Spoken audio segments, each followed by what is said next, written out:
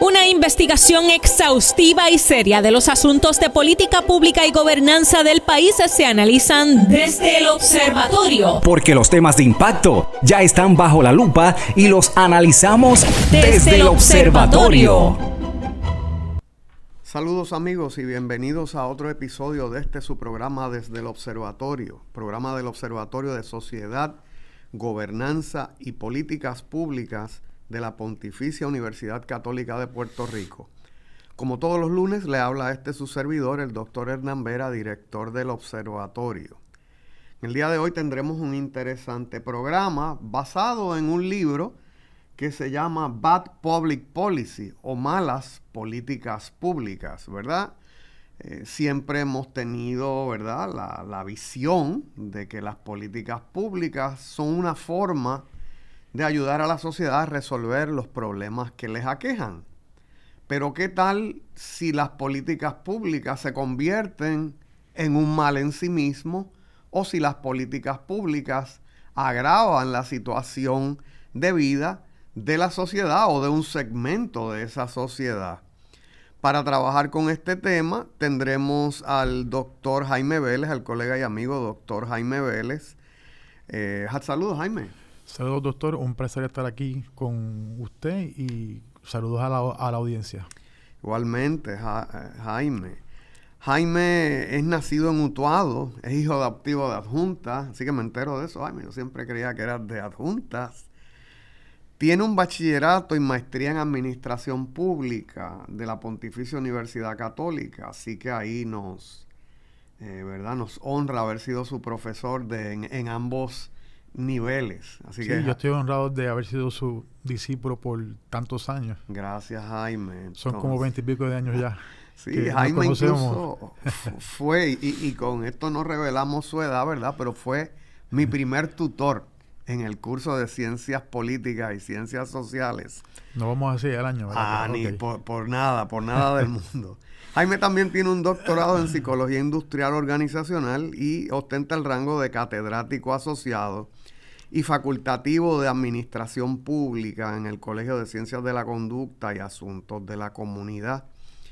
Tiene una tesis y una disertación enfocada en la perspectiva weberiana de la ética en el trabajo. Así que te va a gustar mucho, Jaime, porque estamos por lanzar a la opinión pública en el país un estudio que hice con la doctora Jennifer Castellanos sobre las diferencias generacionales entre trabajadores en Puerto Rico, y una de las variables fue precisamente la ética del trabajo. Excelente. Así que vamos a ver, ¿verdad? Como ya yo sé, pero no puedo adelantar la noticia todavía.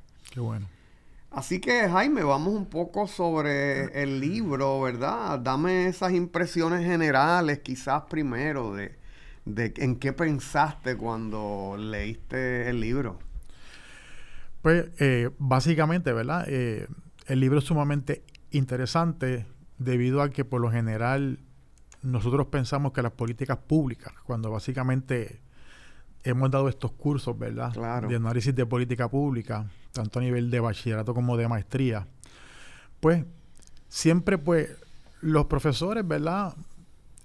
Vemos la teoría, ¿verdad? Explicamos la teoría y desde el punto de vista teórico todo se puede ver como bien idealizado. Sí. O sea, como decía, ¿verdad? Thomas Dye, ¿verdad? Uh-huh. Decía que, ¿verdad?, que las políticas públicas, ¿verdad?, era lo que el gobierno decide o no hacer. Uh-huh. Uh-huh. Y en ese contexto se establecen para atender o resolver problemas sociales.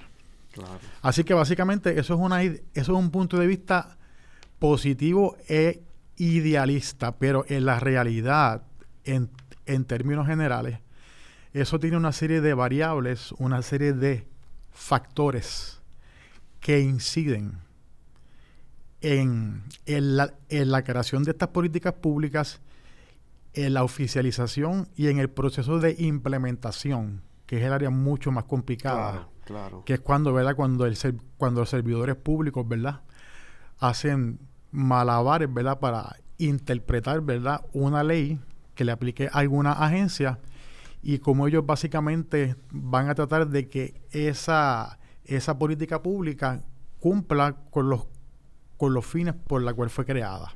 Claro, fíjate, y en ese sentido, quizás nosotros, ¿verdad?, los estudiantes y estudiosos de administración pública y disciplinas similares, tenemos una visión más viva de lo que es la política pública.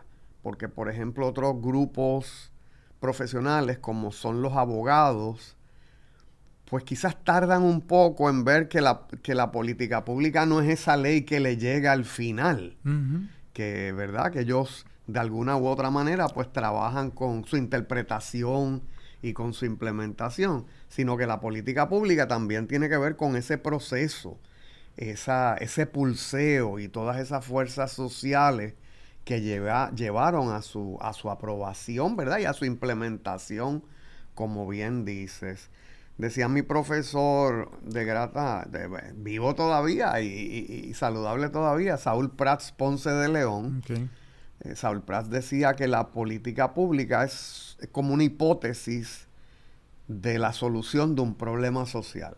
O sea, exacto, puede resolverlo, puede mejorarlo, pero este libro lo que nos dice es la política pública puede empeorar exacto, un problema social, político, económico.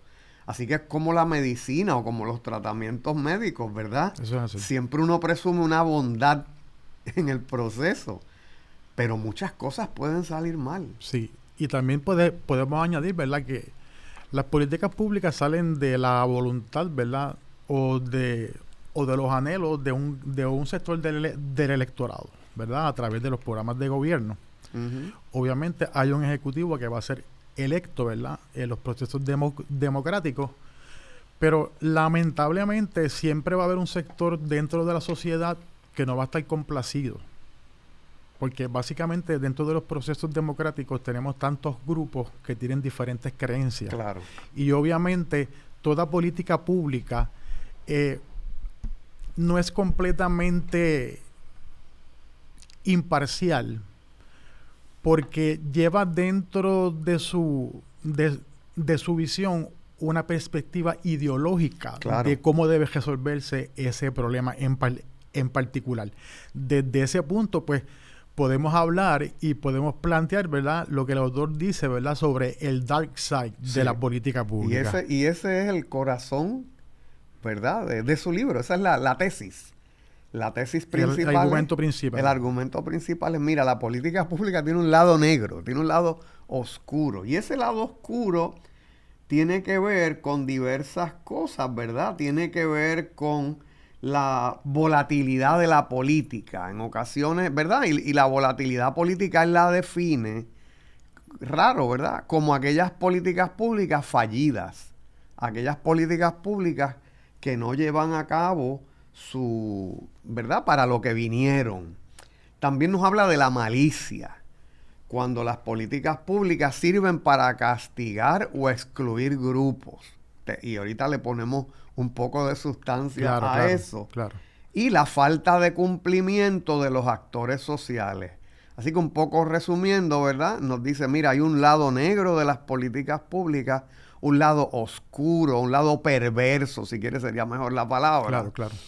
Y tiene que ver con, ¿verdad?, la malicia, la falta de cumplimiento y también de la incertidumbre o lo impreciso o lo impredecible que pueden ser las políticas públicas. Sí. ¿Algún comentario, Jaime? Sí, pues, doctor, es bien interesante porque cuando él plantea estos vicios, ¿verdad?, dentro de los procesos de las políticas públicas, él lo plantea dentro de un punto de vista como que es negativo, pero él sabe y plantea que a la misma vez no pueden desaparecer completamente. Claro.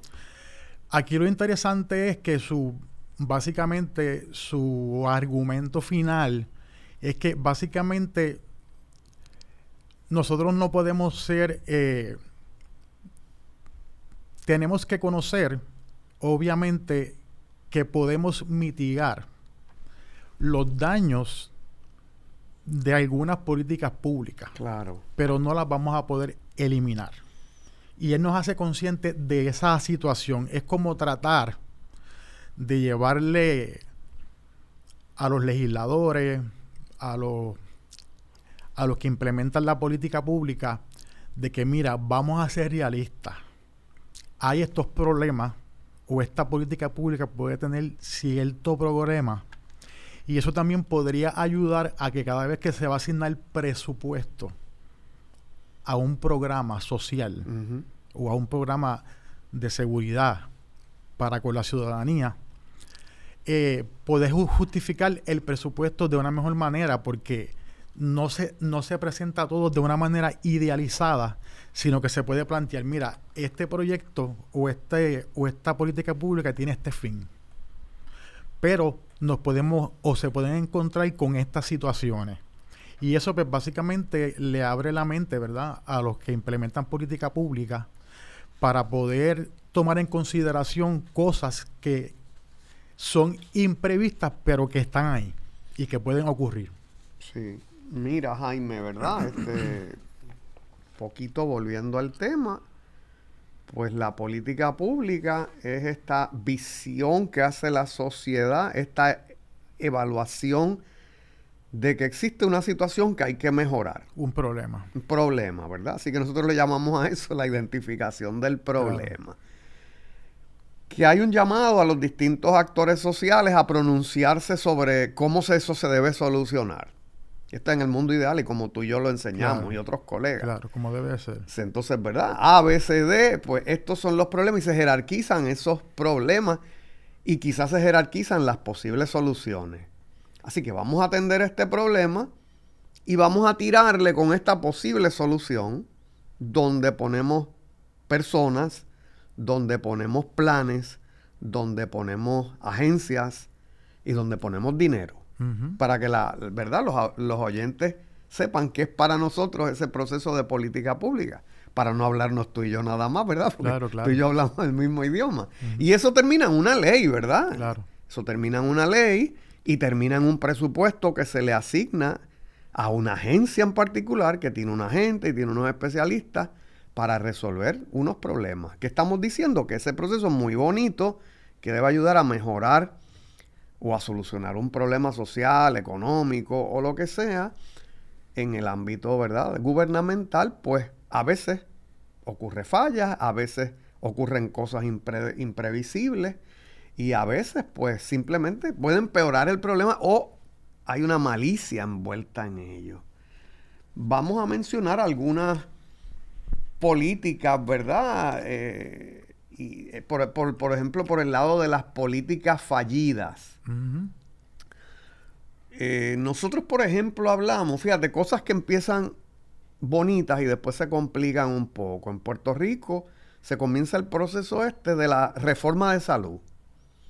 Y para la reforma de salud, pues, se crean unos planes. Vamos a privatizar el sistema, vamos a establecer un sistema de cuidado coordinado, vamos a entregarle la tarjeta de salud a las personas y eso va a mejorar la salud en el país. Así que es un plan bonito, es un plan ordenado, es un plan que contaba con fondos federales en un momento, ¿verdad?, de Medicaid.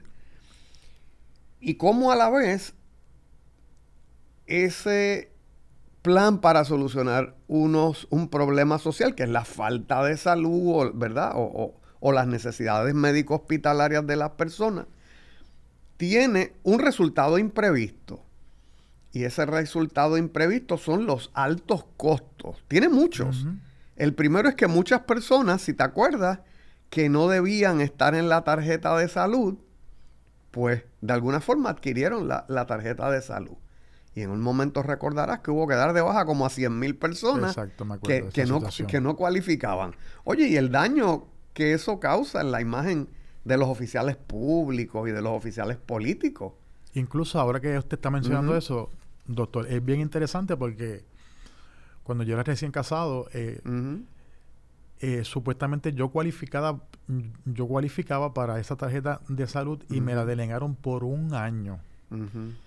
Y cuando la persona que me atendió, que fue la directora en ese momento en adjuntas, me dijo que yo podía demandar. Porque yo, que podía estar dentro de los recipientes que cumplía con los criterios mínimos, pues me quedé fuera. Y son cosas que pasan. Claro. Habían personas que no debían estar y otros que por alguna u otra situación, a veces lamentablemente no podemos descartar la política partidista, que puede entrar hasta en estos procesos también. Claro. Fíjate, hay un momento donde no se puede financiar ya la tarjeta de salud o el plan vital, como le llamamos ahora, y entonces los municipios que ya estaban cargados económicamente tienen que comenzar a hacer aportaciones al plan de salud. Y es como una espada, ¿verdad?, que se cierne siempre cerca del cuello, la cabeza de la administración de ese sistema, porque se dice, mira, ya para el 2029 o una fecha cercana, los fondos de Medicaid para la tarjeta no van a estar. Y entonces en un país donde tenemos una junta de supervisión fiscal que controla, ¿verdad?, el dinero y cómo se mueve, pues va a ser muy difícil el sustentar eso. También porque hay algo, ¿verdad?, que tenemos menos personas en el país, y si bien quizás tienen menos usuarios de la tarjeta, tienes menos personas que aporten al presupuesto del país a través de las contribuciones y de los arbitrios y otras cosas. Así que eso es un ejemplo, ¿verdad? Otro ejemplo que uno puede mencionar, ¿verdad? Y lo vamos a mencionar más por encima porque está muy cerca del corazón y puede causar mucha molestia en la gente, es el caso de la Autoridad de Energía Eléctrica y Luma. Exacto. ¿Verdad? Como la privatización primero de la distribución de energía y luego la generación de energía, pues uno tiene que presumir que los que diseñaron ese plan, vamos a presumir, ¿verdad? Siempre partimos de esa presunción de que el que obra en el gobierno lo hace para tratar de mejorar la situación de las personas. Y con las mejores intenciones. Y con las esperamos, mejores, ¿verdad?, que pues, sea así. Pues claro. Tratamos. Pero entonces en la implementación ha sido esa política fallida. O sea, de momento, todo este plan que teníamos para mejorar, para que las generatrices en el país mejoraran, el desganche de la vegetación mejore, la distribución mejore, pues no vemos mejoras. Lo que hemos visto, ¿verdad?, todos son los continuos apagones, y hemos visto el aumento, claro está, o los aumentos en plural en la factura. Sí. Doctor, también tenemos una situación, ¿verdad? Y es que cuando hablamos de las políticas públicas, yo siempre me acuerdo de lo que decía el teórico Wallace Seyer, y que usted lo mencionaba también en sus cursos, que la vida del político es una vida corta. Y lamentablemente, en estos procesos de implementación de política pública, las personas quieren ver resultados rápidos, instantáneos, y que los beneficien automáticamente. Y todos sabemos que los líderes electos, por ejemplo, dentro del Poder Ejecutivo, tenemos que el primer año es peleando con la mala administración o con los problemas presupuestarios que le dejó la anterior administración. Bueno, en el mejor de los casos averiguando qué es lo que se hace en esa agencia, ¿verdad? Exacto. Ya en el segundo y el tercer año se empieza a implementar el programa de gobierno, y ya al tercer año tienen que estar los resultados. Entonces, uno de los graves problemas que también tenemos en nuestro país, ¿verdad?, es que las políticas públicas se implementan y muchas veces no hay una evaluación continua de básicamente de cómo eso se llevó a cabo, si funcionó, si no funcionó.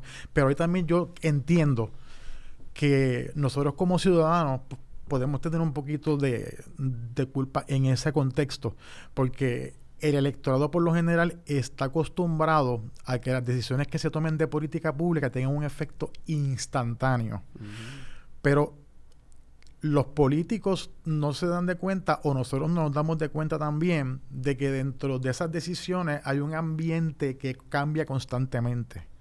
La economía cambia, las leyes cambian, los suplidores cambian, la cultura cambia, y obviamente lo que posiblemente es una decisión positiva en un momento dado, como no se planificó, no se tomó en consideración el futuro qué efectos negativos podía tener esa política pública, pues obviamente caemos en una situación como usted está señalando. Si pensamos a corto plazo, pues no vamos a poder prever para el futuro. Y tenemos políticos que básicamente piensan así. Bueno, entonces eso es un lado, ¿verdad? De la perversidad de las Exacto. políticas, ¿verdad? Ese pensar a corto plazo y el haber vendido esa idea a la ciudadanía. Porque ciertamente cuando el gobierno de Puerto Rico, el gobierno del Estado Libre Asociado, ¿verdad?, comienza a gestionarse, había planes de 5 años, había planes de 10 años. Exacto. Es que hay cosas en la vida que tienen que esperar, Ujú. ¿verdad? Hay cosas en la vida que se van de ser un bebé, ¿verdad? No es independiente hasta cierta edad, ¿verdad? Sí. Y la gestación dura 9 meses, no dura 2, no dura 3, dura 9. Así que en el ámbito social hay que hacerle consciente a la ciudadanía que grandes cosas, grandes cambios toman tiempo. Y hay que comunicar Exacto. muy bien. Muy bien. Comunicar muy Pero bien. los políticos Ujú. no comunican, básicamente, y no explican con claridad, ¿verdad?, cuáles Sí. son los pros y los contras, porque básicamente están pensando en ellos. El político, básicamente, lo que piensa es en su futuro político, en cómo puede mantener el poder como tal.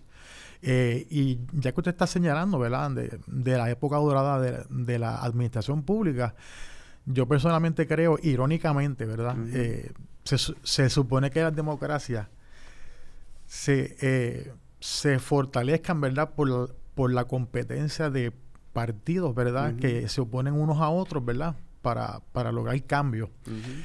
Pero en el caso de Puerto Rico nos hemos dado cuenta de que las políticas públicas más fructíferas se han dado en periodos donde un mismo partido político ha dominado la administración pública. Y eso es un detalle interesante también. Sí, de hecho, Jaime, en el 2023 presentamos en el observatorio un libro en el que el presidente de la universidad participó, el licenciado Frontera, y yo prologué ese libro, que es de unos amigos en Perú. Un grupo se llama el Grupo Democracia. Okay. Y ese es uno de los argumentos principales del libro, ¿verdad? Que no necesariamente el multipartidismo redunda en democracias más fuertes y sistemas económicos más sólidos. Exacto. Así que seguimos hablando de esto, Jaime, en breve. Hacemos una breve pausa y volvemos en un rato en Desde el Observatorio. Desde el Observatorio. Amigos, volvemos en este segundo segmento de Desde el Observatorio con el amigo Jaime Vélez, amigo y profesor Jaime Vélez, Saludos nuevamente. hablando del libro, ¿verdad? Las malas políticas públicas, un libro del 2025.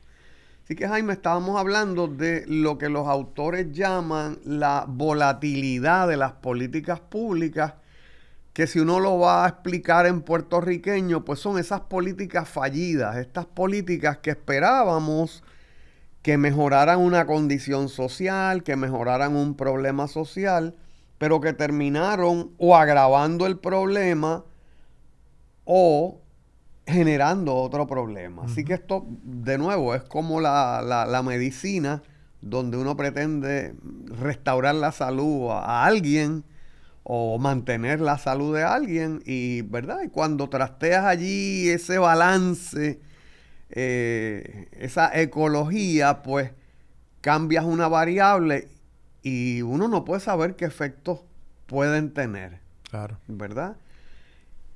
Y hablando de esos efectos, ¿verdad? Un poco de esas políticas fallidas,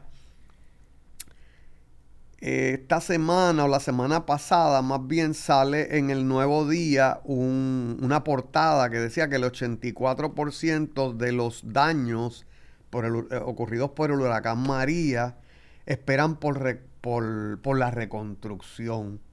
Así que fíjate, eso es interesante en términos de política pública, porque existe la necesidad, el problema está identificado. En la mayoría, en muchos casos, están los fondos disponibles, pero hay un rezago.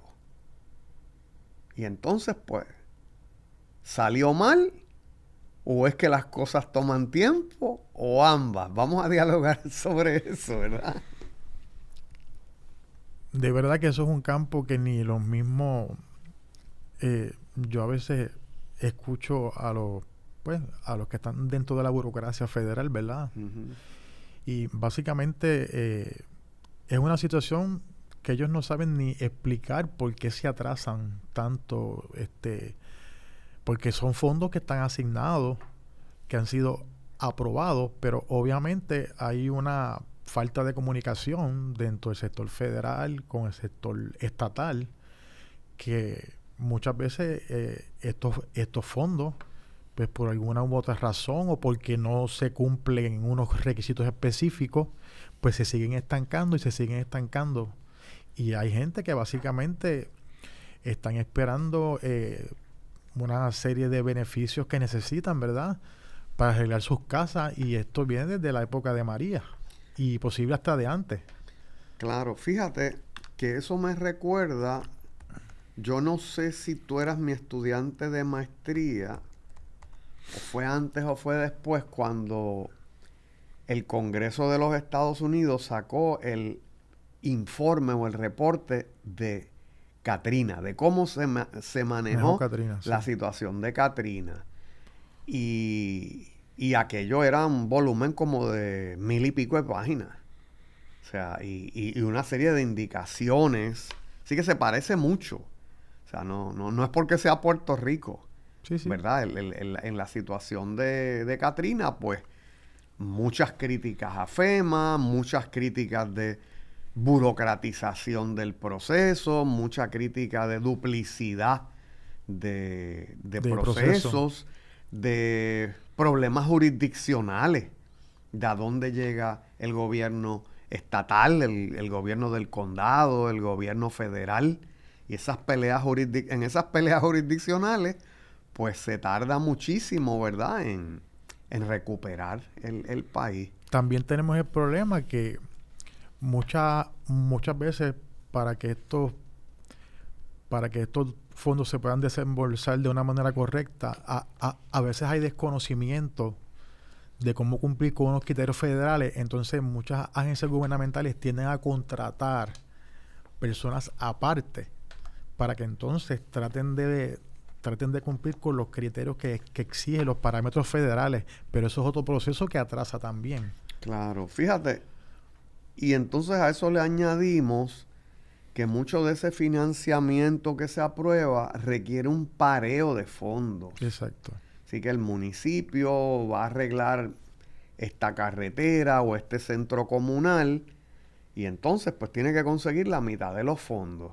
Y hay municipios en el país, por no decir quizás la mayoría, excepto estos municipios grandes, pues tienen serios problemas incluso para pagar su nómina. Exacto. Y entonces pues cargarlos de esta forma, pues, ¿verdad? Quizás no es que le estemos tirando una toalla, pero ciertamente es bien complejo el establecer si una política es fallida, porque es un entorno, ¿verdad? Un sistema abierto donde hay muchas variables. Exacto. Y ahora mismo ni tú y yo como especialistas pues podemos decir, estas son todas las variables que afectan el fenómeno, porque si le preguntamos a nuestros alcaldes nos van a decir qué está fallando, le preguntamos a FEMA y nos va a dar otra lista, y le preguntamos a los privatizadores estos y nos van a dar otra lista. Así que de nuevo, un poco pues las políticas públicas las pensamos para solucionar un problema social, para mejorar un problema social, pero pueden salir mal muchas cosas. Así que ese es el primer renglón, ¿verdad?, del libro del 2025. El segundo es la malicia. Y la malicia es el uso de las políticas para castigar o excluir grupos. Y fíjate, eso puede ocurrir manifiestamente, es decir, mira, lo diseño para esto, pero a veces puede ser un efecto negativo. Uh-huh. Pues porque es la falta a veces de la visión de que la política pública es un entorno, es una ecología, claro, ¿verdad? Y cómo afecta. Así que tenemos varios ejemplos. Por ejemplo, en Puerto Rico podemos hablar del tema de la Ley 7, ¿verdad? Ciertamente muchos grupos, yo creo que hasta yo tengo un trabajo de antes de la Ley 7 donde decía, mira, en Puerto Rico hay un gigantismo gubernamental y pareciera, ¿verdad?, haber la necesidad de recortar un poco agencias y personal. Y eso, pues, entonces lleva a una administración en particular a sacar de su puesto, vamos a decir, o a despedir. Originalmente dijeron que eran 30,000 empleados públicos. Lo cierto es que pareciera ser que terminaron siendo 11,000 empleados públicos. Sí, lo que se llamaba como la medicina amarga. Sí, eso era parte de la medicina. Sí, y como usted señala, doctora, ahí yo veo la malicia en el contexto de que obviamente qué resultados trajo el despido de esos empleados públicos. Por ejemplo, supuestamente la justificación era buscar la manera de cuadrar el presupuesto anual que estaba subiendo lo en cual el era déficit. Cierto, lo cual era cierto. Eso era cierto. Pero también era para justificar una ideología que venía, ¿verdad? O que nos viene directamente de Estados Unidos, que básicamente es el neoliberalismo también. Entonces, ¿cuáles fueron los resultados? Verdaderamente se hizo una evaluación sobre esa ley y si verdaderamente esa ley cumplió con los criterios o con las metas de que básicamente se iba a disminuir el déficit presupuestario. Obviamente no creo. Sí, porque fíjate. Básicamente ya para el 2014 estamos en la crisis de la deuda pública. Sí, fíjate que eso es un tema, ¿verdad?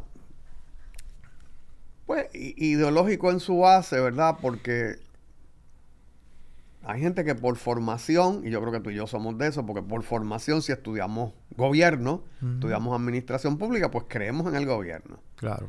Y creemos en que el gobierno le da servicios a la gente y que a través del gobierno se pueden hacer transformaciones gubernamentales. Pero paradójicamente hay gente que adviene al gobierno con la visión de que el problema es el gobierno. Exacto. Y un poco, pues fíjate, eso ocurrió en la Ley 7, pero ocurrió también recientemente con el establecimiento del Departamento de la Eficiencia Gubernamental, DOGE, en los Estados Unidos, que te recordarás que a través de Elon Musk estaba a su cabeza.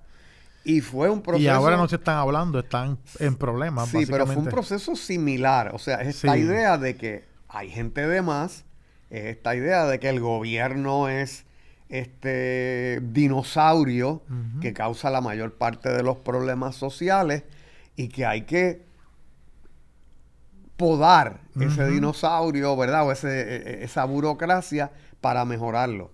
Y tú y yo sabemos, por formación, de que hay formas científicas de hacer eso, pero que eso no se hace sacando 100,000 empleados en un fin de semana. Es una situación, doctor, que es la falta de riguridad científica también antes de establecer una política pública. Básicamente también el libro habla del fanatismo. Y el fanatismo político puede llevar a la gente a apoyar una visión de mundo, sea de izquierda o de derecha, que básicamente no se sostiene ante los metaanálisis. Pero básicamente si tú tienes una porción de la población significativa que cree en esa visión, pues se empiezan a implantar un montón de políticas públicas, pero que básicamente carezcan de una base científica o que vayan a brindarle beneficio a la inmensa mayoría de los ciudadanos. Sí, mira, otro ejemplo donde quizás en la política pública se ha ido la mano, quizás no son simpáticos. Los dos ejemplos que voy a dar son a nivel federal. El primero fue aquel, bueno, y aquí tuvo su corolario también, la guerra contra las drogas. O sea, la guerra contra las drogas llevó, vamos a decir, a esta cuasi militarización de la intervención en contra del uso de drogas y del tráfico, vamos a decir, y todos estamos de acuerdo con eso. Claro. O sea, uno no puede estar en desacuerdo con eso, que eso es un mal que hay que combatir.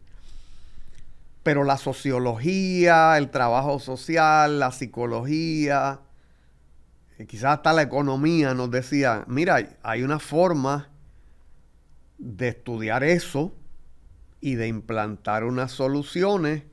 Volvemos al tema del primer segmento, paso a paso, a corto, a mediano y a largo plazo. La pregunta es si estamos hoy día mejor en cuanto al tráfico y al uso de drogas que cuando estábamos en los 90, antes de la guerra contra las drogas. Y a mí me parece que la respuesta es que no, o que estamos más o menos en el mismo lugar. Doctor, mire, cuando nosotros vemos, yo utilicé en el curso de análisis de política pública un libro de Wilson Carter. Y él señala que las políticas públicas son una historia de cambios y enmiendas, cambios y enmiendas, cambios y enmiendas. Y eso básicamente lo que nos demuestra es que las políticas públicas en realidad y lamentablemente no, en su gran mayoría, no resuelven lo que pretenden resolver. Bueno, y volviendo a mi ejemplo, y perdóname, no se te vaya el hilo, de las ciencias médicas. Tú vas con una presión alta al médico y el médico te dice, esta es tu pastilla. Pruébala 2 semanas y viene a las 2 semanas. ¿Qué pasó? No me hizo nada, me mareó, me dio taquicardia. Ah, pues si esta no funcionó, otra. Cambio y enmienda, cambio y enmienda. Constantemente. ¿Verdad? Así que un poco es eso. Sí, esto es una percepción mía personal. Yo creo que básicamente las políticas públicas, aunque supuestamente buscan atender problemas, yo lo que entiendo es que básicamente lo que hacen es establecer procesos de negociación. Y eso lo que establece es un proceso incrementalista, lento, de cómo se deben resolver las cosas. Y eso entiendo que afecta el ciclo de la política pública también. Fíjate, trae ese punto que es bien interesante, que es un proceso de negociación. Y ahí entran muchos intereses. Sí, no, y pienso en el tema de los arbitrios, de las tarifas, si lo vamos a mal traducir, del presidente Trump. Como yo le digo a un país, pues toda la mercancía que entre de tu país va a tener un 50% de arbitrio. Finalmente tú sabes que no va a ser, o él sabe que no va a ser un 50%, pero es un proceso de crear cierto terror allá, cierto corre y corre si queremos, para ir bajando e ir ajustando, ¿verdad? Lo mismo pasa con algunos gobernadores aquí, decían, mira, vamos a subir los taxes y la tasa va a ser tal.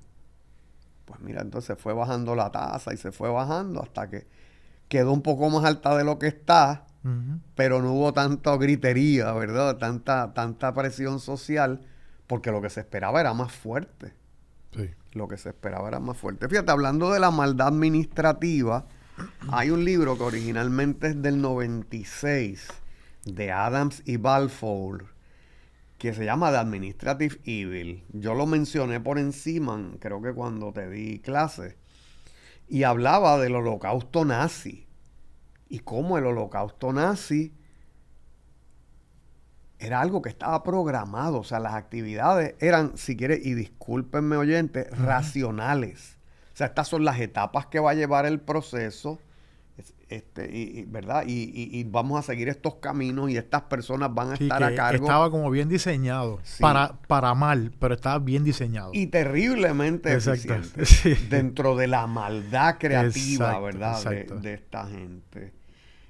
Así que eso, por ejemplo, es uno, ¿verdad? De los ejemplos terribles de esa maldad administrativa. Así que, pues el dark side, aquel que tú mencionabas. Fíjate, yo no sé si...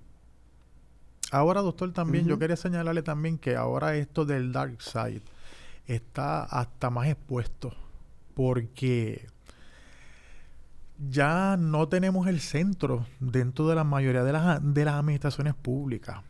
El centro, aunque muchas personas dicen que es como que no tiene definición, en cierta manera como que creaba como una serie de estabilidad. Pero obviamente ahora tenemos o políticas públicas de extrema izquierda o políticas públicas de extrema derecha.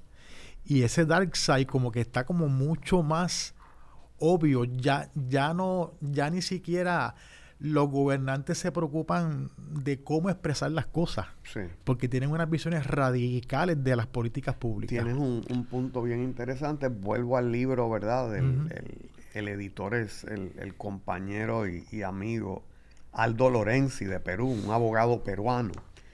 Y ese es otro de los puntos que hay. O sea, esa erosión del centro plantea él, y otros de los autores del libro, pues han causado unos retrocesos en los avances políticos y sociales de América Latina, claro, de América Latina en general.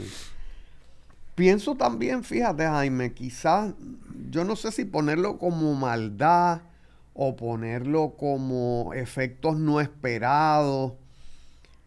Lo que ocurre con la ley, la implantación de la ley patriótica después del 11 de septiembre, el Patriot Act.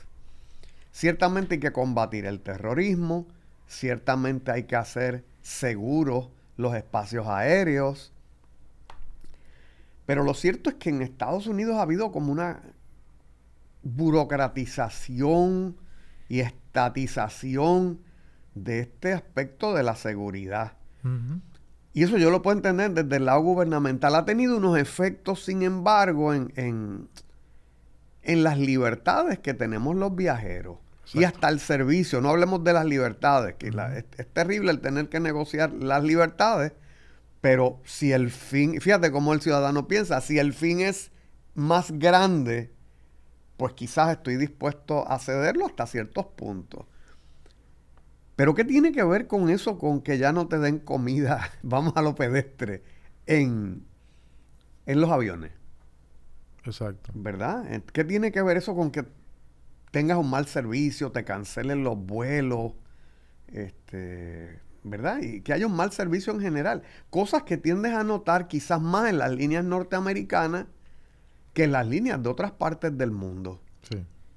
¿Verdad? Así que, pues, es algo que los dejo por ahí para que lo piensen, ¿verdad? Cómo una política quizás perseguía un fin legítimo, tuvo otras repercusiones, quizás yo no en políticas, pero en los servicios que recibimos los ciudadanos. Y algunas políticas públicas también se pueden utilizar, como esas políticas de, ¿verdad?, de seguridad nacional, se pueden utilizar por algunos sectores para justificar la xenofobia, la persecución. Sí, yo creo que el discrimen étnico. Sí, hablabas ahorita de dos puntos que se juntan aquí. Hablabas de la polarización política, ¿verdad? A la izquierda y a la derecha. Y hablabas de esta percepción negativa de ciertos grupos. Y yo creo que las órdenes ejecutivas y todo el funcionamiento, ¿verdad?, del sistema de inmigración y naturalización de Estados Unidos, con los cambios recientes que ha habido, pues tiende a la persecución y a la segregación, vamos a decir, de ciertos grupos étnicos. Y hasta inflama o infunde cierta percepción negativa en la ciudadanía de personas que no son del común norteamericano. Claro. Así que, y claro, entonces la falta de una visión sistémica, porque ya hemos visto, yo puedo controlar la inmigración, pero ¿qué efectos tiene eso en mi agricultura? Claro. ¿Qué efectos tiene eso en mi manufactura? ¿Qué efectos tiene eso en las inversiones? En el turismo. ¿Verdad? Así que... Esas cosas pasan cuando tenemos, ¿verdad?, cuando nos vamos a las políticas públicas extremas como tal. Supuestamente, ¿verdad?, el presidente Donald Trump dice que está justificándolo desde el punto de vista de que él quiere hacer cumplir la ley verdaderamente como es. Pero obviamente tenemos que también tomar en consideración la dignidad de la persona humana. Claro. Y que gran parte de todas estas personas también aportan económicamente a la sociedad. Uh-huh. Obviamente, hay grupos que obviamente está aprobado, ¿verdad?, de que sí verdaderamente, pues, hacían daño, ¿verdad? Porque siempre hay situaciones que son negativas, ¿verdad?, dentro de la frontera, ¿verdad? Sí. Que a veces pasan yo creo que cosas que son incorrectas, pero... Yo creo que todos los países del mundo tienen una política migratoria. Y todos los países del mundo, algunos más fuertes, otros menos fuertes, implementan esa política pública que tiende a garantizar la seguridad y que tiende a garantizar el trabajo y el bienestar de los ciudadanos. Pero, como bien dices, y ese es Una de las cosas que llama la atención de la administración Trump es que mucha gente, yo escucho que dice, de verdad que este hombre está terrible, pero por otro lado dicen, pero ejecuta. Bueno, ese es el planteamiento del libro del 96, que es la última edición, el que se llama The Administrative Evil. Es ese. O sea, sí. No me gusta, pero ejecuta. Sí, o sea, yo puedo ser racional, yo puedo ser efectivo. Las políticas públicas que yo creo que deben funcionar mejor, pues como que se atrasan, como que se estancan, pero este tipo de visión, como es tan radical, todo se ejecuta rápido. Sí, fíjate que entonces, cerrando ya el programa, lo que uno quisiera ver es esa efectividad para un tipo de política pública que tienda a mejorar la vida de los ciudadanos en comunidad. El problema es que esa política pública, lo que estamos viendo es que está polarizando Estados Unidos en estos momentos, lamentablemente. Pues amigos, nos vemos la semana que viene desde el observatorio. No tenemos tiempo para más. Pueden ver la retransmisión de este programa en el canal de Huellas del Futuro bajo la playlist de Desde el Observatorio, o pueden escucharnos en Spotify. Así que sin nada más por esta semana, los vemos en la semana que viene Desde el Observatorio. Buenas tardes. Forma parte de nuestro análisis. Comparte tus opiniones con el panel. Comunícate con nosotros a observatorio.pucpr@pucpr.edu. Desde el Observatorio, una producción de la Pontificia Universidad Católica de Puerto Rico.